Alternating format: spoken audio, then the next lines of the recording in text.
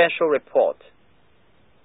Today in China, in Nanjing, balloons, firecrackers, and lion dancers mark the dedication of the Johns Hopkins University Nanjing University Center for Chinese and American Studies. For the first time since World War II, Chinese and American students will attend a graduate institution in China that is ministered jointly by academic organizations that are worlds apart, figuratively and literally. NPR's Susan Stamberg reports. Cross-cultural encounters can be extremely enriching. Cross-cultural encounters can be utterly absurd. Let's see, that would be 87, so, Ba Shi Qi Nian Qian, let's see, equal, proposition equal. Here's what that American was trying to say in Chinese. 47 years ago, our fathers brought forth on this continent a new nation conceived in liberty and dedicated to the proposition that all men are created equal. Now, you don't have to be dealing with classic American oratory to run into problems. In planning for the Center for Chinese and American Studies, there was much debate as to whether the new auditorium on the Nanjing campus should have a flat or sloped floor.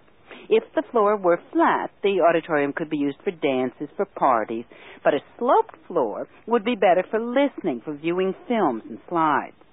And the argument finally won out that for practical reasons, a flat floor would be best because it really would make it a multi-purpose room. You wouldn't have to fix the furniture.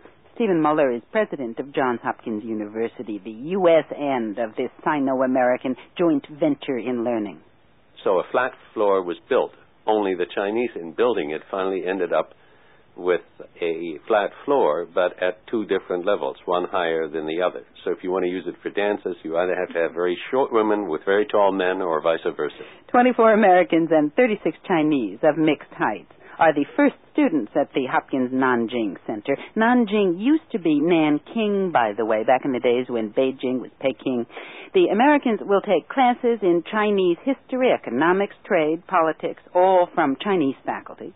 The Chinese will study the U.S. with American university professors. Johns Hopkins President Stephen Muller says this is advanced study work. All the Chinese students are proficient in English. All the Americans have master's degrees plus fluency in Chinese.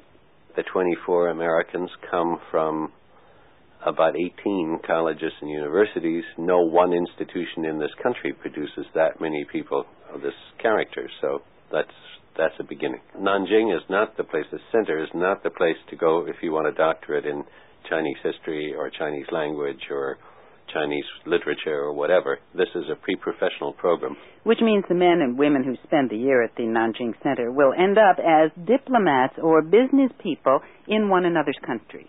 Our hope is that the Americans, to speak about those, who are going to be incidentally rooming with Chinese roommates, which is a very interesting thing the Chinese agreed to, that the Americans will not only bring a year of living in China, a year of having studied with Chinese faculty and hearing the Chinese view of Chinese foreign policy and economics and so on, that they will also have the kind of friends among Chinese roughly their age who are going to be dealing with the United States that will slowly over the years create a real network, if you will, of people who, because they've had this common experience, can deal with each other very easily and be kind of a rallying point, an old boy, old girl network, as it were.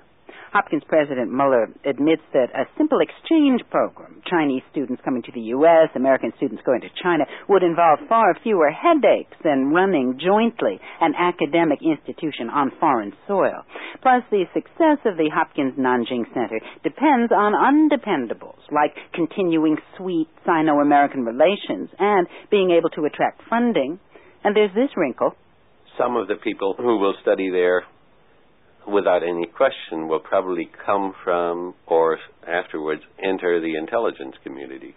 That it's really desirable that people who do that have that kind of background.